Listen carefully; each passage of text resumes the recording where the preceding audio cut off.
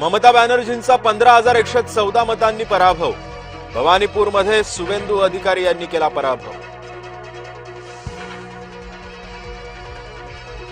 बंगालच्या विकासासाठी भाजप कटिबद्ध. केंद्राच्या जनहितकारी योजना बंगालमध्ये लागू होतील. पंतप्रधान मोदींचं आश्वासन. केरळमध्ये डाव्यांना काँग्रेसनं हरवलं. केरळमध्ये काँग्रेस प्रणित युडीएफला बहुमत. थलपती विजय ठरला जादूगार. हिंदू दलित मतं थलपतीकडे. तामिळनाडूमध्ये सत्ता बदल आणि सामाजिक बदल सुद्धा.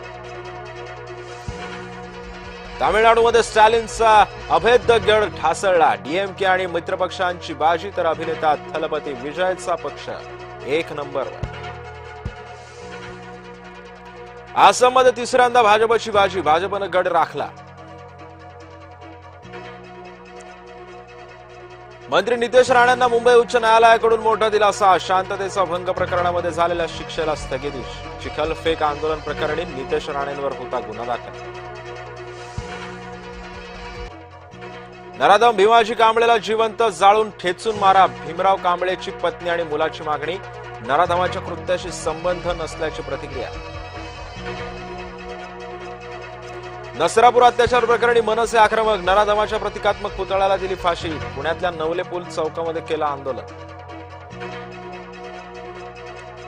अशोक खरातचा ताबा आता शिर्डी पोलिसांकडे. खरातला घेऊन पोलीस शिर्डीमध्ये. जमीन फसवणूक आणि अवैध सावकारी प्रकरणामध्ये खरातची होणार चौकशी.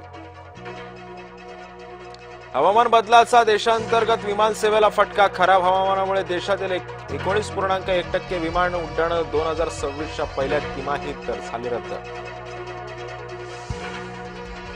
ऍसिड हल्ल्यातील गुन्ह्यांच्या शिक्षेमध्ये वाढ करावी. सर्वोच्च न्यायालयाची केंद्र सरकारला सूचना. मुंबईचा राजा आला मुंबईच्या मदतीला. अखेर मुंबई विजयी. 6 विकेट्सनं लखनौवर मिळवला दणदणीत विजय. अंगारकी संकष्टी चतुर्थी निमित्त राज्यातील गणेश मंदिरांमध्ये आकर्षक सजावट. सकाळपासून गणेश भक्तांच्या रांगा. मुंबईतलं सिद्धिविनायक मंदिर सजलं तर पुण्यातल्या दगडूशेठ बाप्पाला सुद्धा महानैवेद्यांची आरास. आज दिल्लीसमोर चेन्नईचं आव्हान. दिल्लीमध्ये रंगणार सामना. क्रिकेट प्रेमींचं लक्ष.